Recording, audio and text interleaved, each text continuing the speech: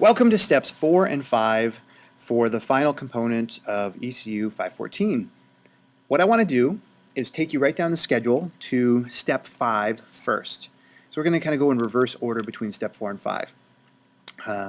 So first off, the executive summary is an interview with an administrator or a tech person in your district, or it could be another educator, but somebody who could explain or answer these questions that we have down here. The idea is we're trying to get a picture of what's happening in the school improvement plan or SIP plan for our organization.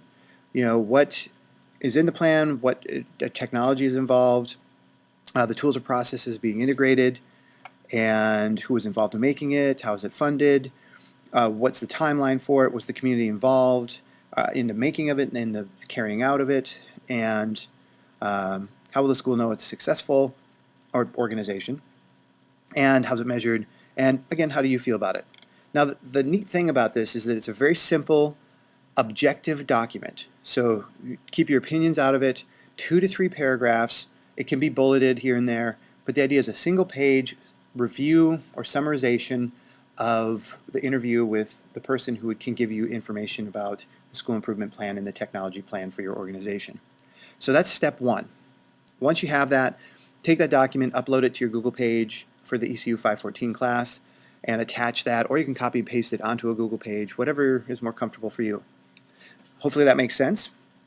With that information, we're going to go up to step 4, which is a little bit more involved. Step 4 is creating a presentation, and first I want to alleviate any stress you may have about creating slideshows. I want this to be short. I also want it to be a little bit different than what you're used to. No bullets, 1 phrase per slide or an image. That can help, but the idea is to create a slightly different approach to presentation, and also we're going to keep this brief, and I'm going to explain the ins and outs in a second video here in just a few moments. So this will be part 1, and then video 2 for explaining step 4 and 5. We'll talk in more detail about creating a presentation that's a slightly different approach that I think is easier to make, but engages your audience much better. So that'll be coming up in a few moments. But first I want to go over the details of what you'll be doing for the presentation. So without talking about how to build it, because that'll be the second video. So you take the information from your executive summary and you're going to create a presentation, and I'm going to adapt it a little bit because right here it talks about creating a presentation that would help another teacher or administrator in your organization better understand what to be doing with technology. What I want to do is modify that a little bit to honor what City U is after in this curriculum, but also make this a practical document you may use, this slideshow. So this is what I want you to imagine. I want you to imagine an open house, or a presentation at a staff meeting, or a presentation to somebody else to explain, maybe a job interview, what you do with technology to satisfy the school improvement plan. Hopefully there's enough direction in your improvement plan for your organization that would give you something to work toward. If not, you can take the initiative and say, create your own plan. The idea is this. So if I have open house and I have this presentation, it's going to talk or have slides that explain that I currently use these particular tools to better address these academic issues, for instance, connecting with kids, assessing them to see if they're actually learning, using various tools to do that, websites I might use, and so on. So the presentation would be for the parents of my kids, my students, so that they would better understand how I'm using technology and 21st century tools to connect their kids to their future, and so on. And so at the end of the presentation, which would just be a couple minutes, they would have a better picture of what technologies I use and why I use them. If there are technologies I'm looking to embrace, they would also have an idea of where I'm headed, like this year, next year, where I want to emerge into. We're using more web-based stuff, more hands-on tools, social media, depending on what I'm interested in. So I want you to create a presentation that summarizes that would be for a job interview, for open house for kids, for their parents, for staff in your building or administrator to share what you do.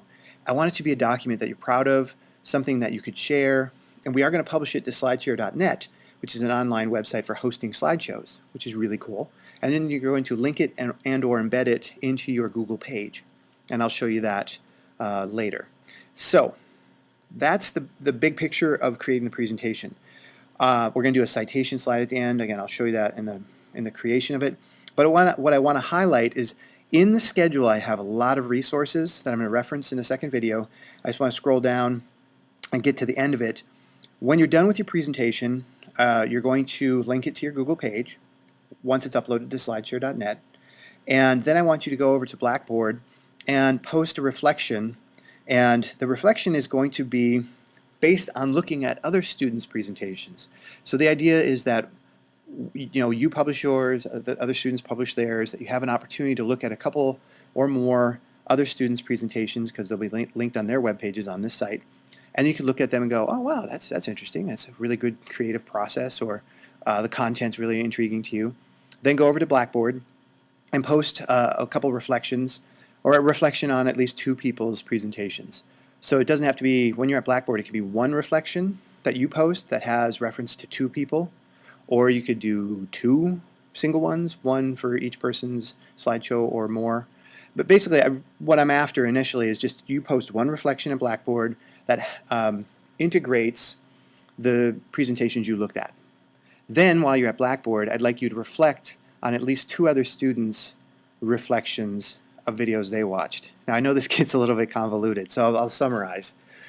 You're going to go to Blackboard and post one reflection that incorporates all the slideshows that you watched. I'm not going to put a specific number on it, but at least look at 2. Then, while you're at Blackboard, take a look at other reflections that students wrote about slideshows they looked at, and then reflect on at least 2 of those reflections. So the point is this: when you're all done, you'll have written 3 things on Blackboard. One that you authored, reflecting on slideshows you looked at, and then you're going to author 2 reflections on other people's reflections. I don't know about you, but sometimes this makes my head a little crazy, or kind of makes me hopefully this makes sense. And I've written that on the Blackboard post, so hopefully that is clear there. If you have any questions, feel free to email me. If I don't see enough reflections, I will let you know.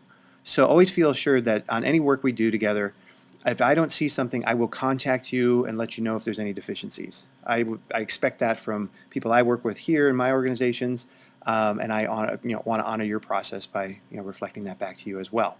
So I will let you know. I won't surprise you in the grade book by saying you didn't have this. I will always let you know ahead of time if something's not there. Okay, and as you can see on the screen here, due by September 15th. That means you'd have this weekend, next week, and then the next weekend to work on this, the 16th being a Monday.